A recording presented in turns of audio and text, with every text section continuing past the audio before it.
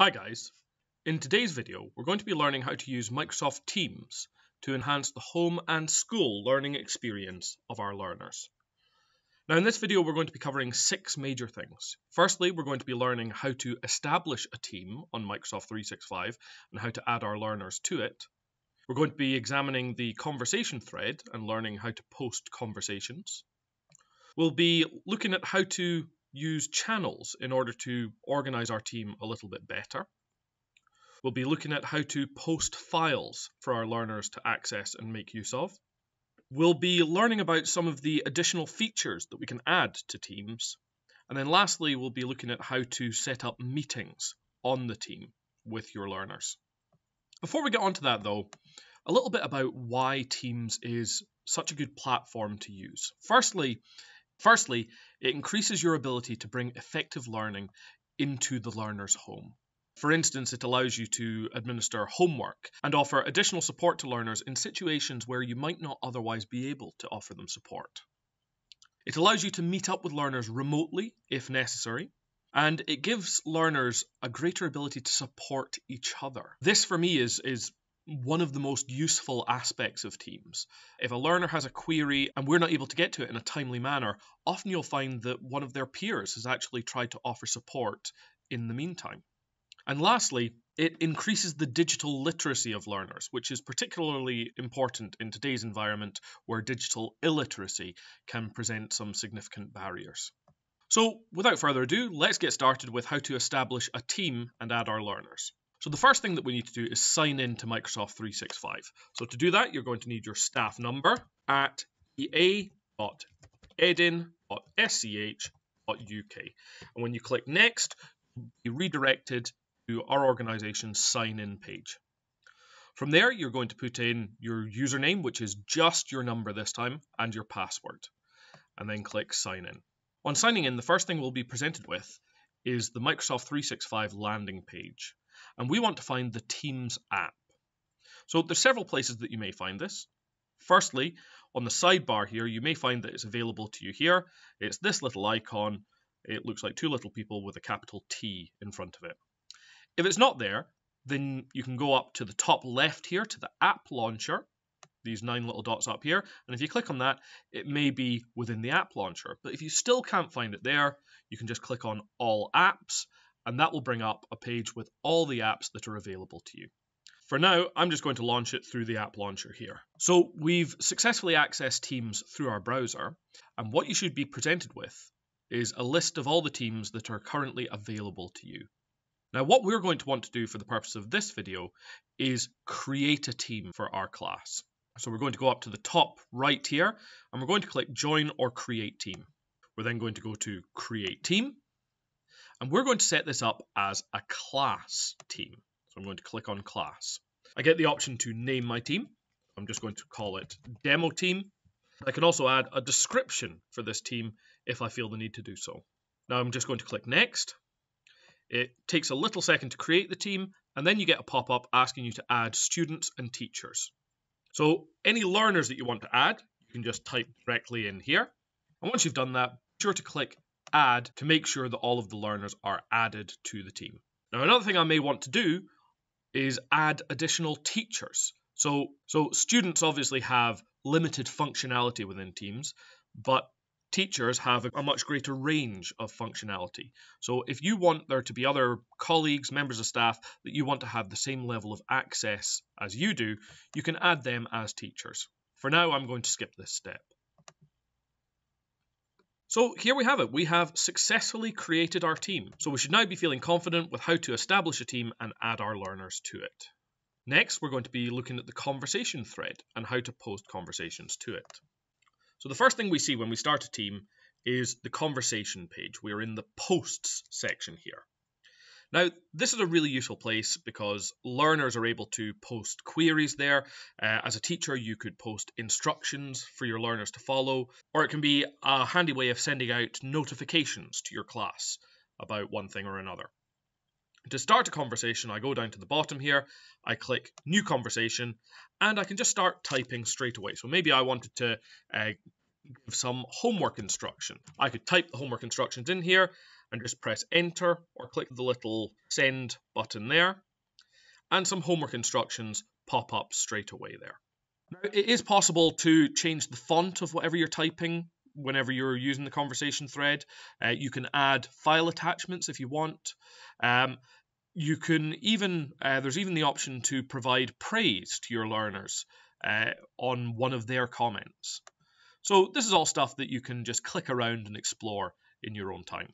Now, it's a very good idea to set some behavior expectations with your class before allowing them to use the post section. Often learners will get a little bit carried away when they first get access to this. They may get a little bit overexcited. They want to explore all the emojis and they just want to type away to each other.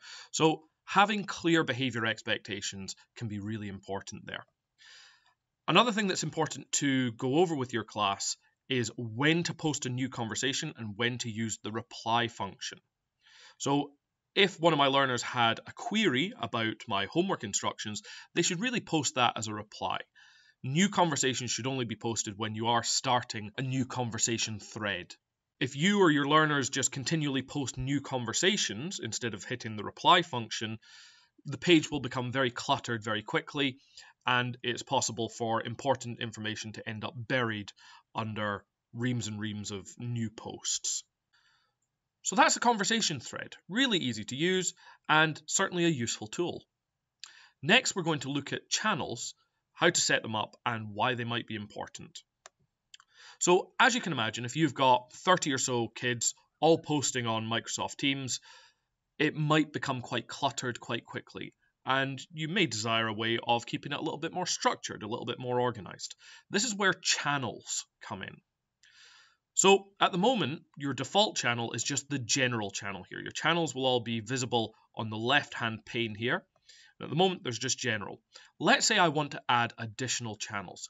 Maybe I want a particular channel just dedicated to literacy. So if I want to post literacy tasks, or my learners want to ask questions about literacy, they could do it within this new literacy channel I'm about to create. So I go to the three dots here beside the demo team, and I'm going to click Add Channel. And I'll just type in literacy here.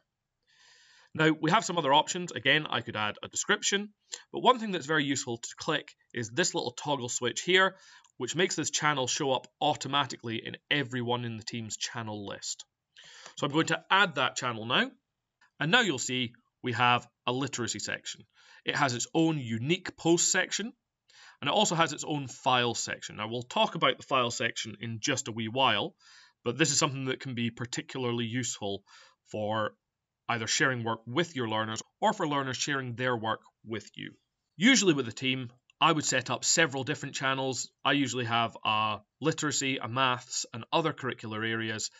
And in some situations, you may also want to add a social channel, just to allow your learners to talk about things not related to their learning in some contexts. So that is how to create channels within the team. Next, we're going to look at how to post files for our learners to use and access. So every channel comes with a file section, as I mentioned earlier. The file section is very easy to use. All I need to do is click on it, and I can just drag and drop any files that I have directly into this folder here. So if I had a literacy task, some comprehension questions, some instructions on how to write in a particular style, I could just drag them in here. If I want to order things a little bit better, I can click New and I can add folders so that we could have different topics within here. Now, one of the problems with this file section here is that any files you add here won't be automatically locked. So if I dropped in, say, a homework worksheet in here, any learner that accessed it, they'd be able to add to it or delete things or just make changes that I maybe don't want them to make if I haven't opted to lock that file. So that can be slightly problematic. It's good if you want them to be able to change things, but we don't always want that to be the case. However, there is a workaround. If we go to the general channel and go to the file section within the general channel, there is a unique folder called class materials. So this is class materials here, and anything that we post in class materials can only be edited by people who have teacher rights. So learners can view any files posted in here, but they can't make changes to them. So if you want your files automatically locked, post them in the class materials. And again, you could structure this really easily. You could have a separate folder for literacy, a separate folder for maths, a separate folder for homework, and that would just help to keep things a little bit more orderly. Learners know which folder to look in to find which particular topics, and it's just a really useful thing to be able to use. Now, I would say if you're wanting to actually hand out worksheets to your learners that you want them to be able to edit, or indeed just share work with your learners generally, by far and away the best tool that you can use is the class notebook. But we'll talk about that in a second video later on. So that is how to post files for our learners. Next, we're just going to have a quick look at some additional features that we can add to increase the functionality of our team. So we've explored a couple of the tabs up here already. We've got the Posts tab, we've got the Files tab, but then we've got a couple of other tabs up here. So we've got the Class Notebook, which I alluded to briefly earlier. This, in my opinion, is by far and away the best way to deliver high quality content to your learners. Another video will be following shortly, dedicated entirely to the Class Notebook and how to use it effectively. We've then got the Assignments tab here, which allows you to set various quizzes and challenges, and you can make it so that these can be automatically marked for questions where there's a definite right or wrong answer. If we click on this Plus tab here, it allows us to add extra apps that are available to us. So, for instance, if we wanted to do a survey or a poll or create a quick quiz, we could do it through the Forms app. If I wanted to share videos with my class, we could do it through ClickView or Stream or YouTube. Really, it's wise just to have a wee click around on this tab here and see what sort of extra functionality you can get through these apps. Many of them are available, and in some cases they can really improve the way you're delivering content. One other feature that's worth knowing about is the menu that's presented beside the team name just here. So we explored this in order to add channels earlier. However, there's another couple of useful things that we can do. Obviously, we can edit the team's name and other features of the team. We can add members to the team. But if we go to the Manage Team section here, we can view everyone that's a member of the team, and we can also see when they were last online. So if I go to Members and Guests, and if I hover over the name of any of the team members, I can see when they were last online. So this learner here was last online 8 minutes ago. So that's quite handy if you're wanting to kind of check up on your learners from time to time. I can also choose to mute students if I want to, and I can reassign their role privileges. So if I set them to owner, they have the full teacher rights that I would have. If I keep them as a member, they remain as a student. So that is how we add additional features to the team. Lastly, we're going to be looking at how to set up meetings on the team. So the quickest and easiest way of setting up a meeting is just to click the Meet button here. So if I've already given my class advance notice, maybe verbally, just said to them, right, we're going to have a meeting on Teams at 9 a.m. You could just come on at 9 a.m., click the Meet button here, and anyone who is on the team will see in the post section that there is a meeting currently taking place. So that's a really quick and easy way of starting a meeting. However, in many cases, you may want to schedule a meeting. There's a couple of ways of doing that. The easiest way is to click this drop-down arrow here to get the drop-down menu, and you can then schedule a meeting. Scheduling a meeting is done through the calendar, and it will automatically notify everyone in the team. So I could type in the title of a meeting here. I'll just call it meeting. I can add required attendees. If I want to insist that certain people are present, they will get a specific invite to them.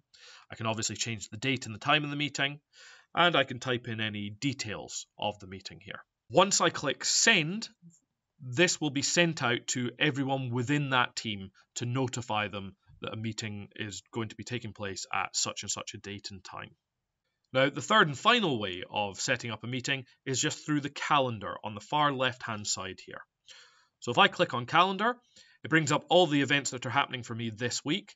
And so this can be useful if you want to see whether you're actually free to schedule a meeting, or if it's going to conflict with anything that you're likely to be doing or your learners are likely to be doing. Once I see that a slot is free, I could just click on New Meeting, and I'm presented with exactly the same page as before.